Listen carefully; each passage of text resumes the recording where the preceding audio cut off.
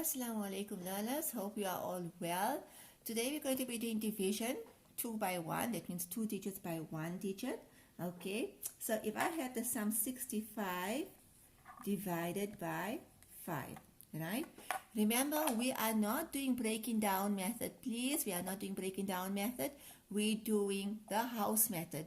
Now we have used the house method for halving, but this will be just slightly different. Okay, so 5 go on the outside, my house sign, 65 goes on the inside, right? So that means I need to know my 5 times table, and I hope that at home you are learning your 5 times table. And what does this tell us? That from 6, right, how many groups of 5 can I get? So remember, we said we're going to use a bit of a calculation at the bottom of our division sum. So 5 means I get 1 group, and the dot means there was 1 remainder. So I got 1 group from the 6, I put it there, and my remainder was 1, I put it on top of the 5. So my new number is 15.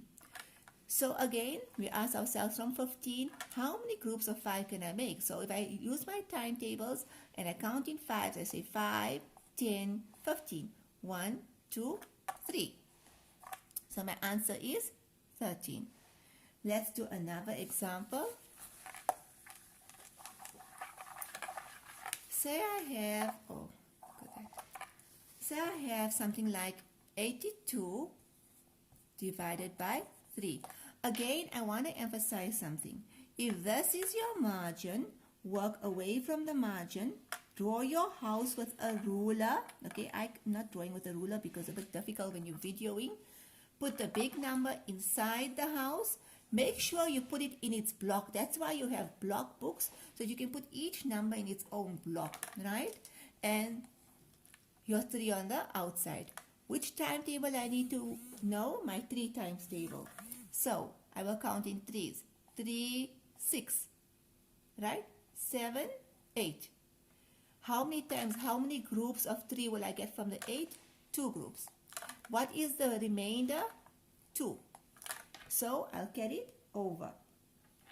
And then I will say again, from 22, how many groups of 3 can I get? So 3, 6, 9, 12, 15, 18, 21, and remainder of 1. So 3, 6, 9, 12, 15, 18, 21. 1, 2, 3, 4, 5, 6, 7. I have a remainder of 1, so I'm going to say remainder 1. I want you to please notice this is my units, this is my tens.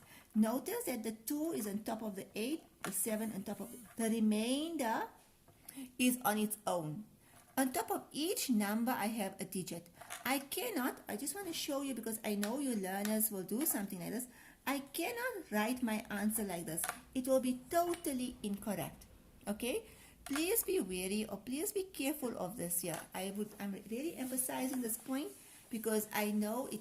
You guys like to make the simple mistake, and it makes a big difference in terms of when you are marking your work and in terms of layout. And I think that's all for today. Jazakallah.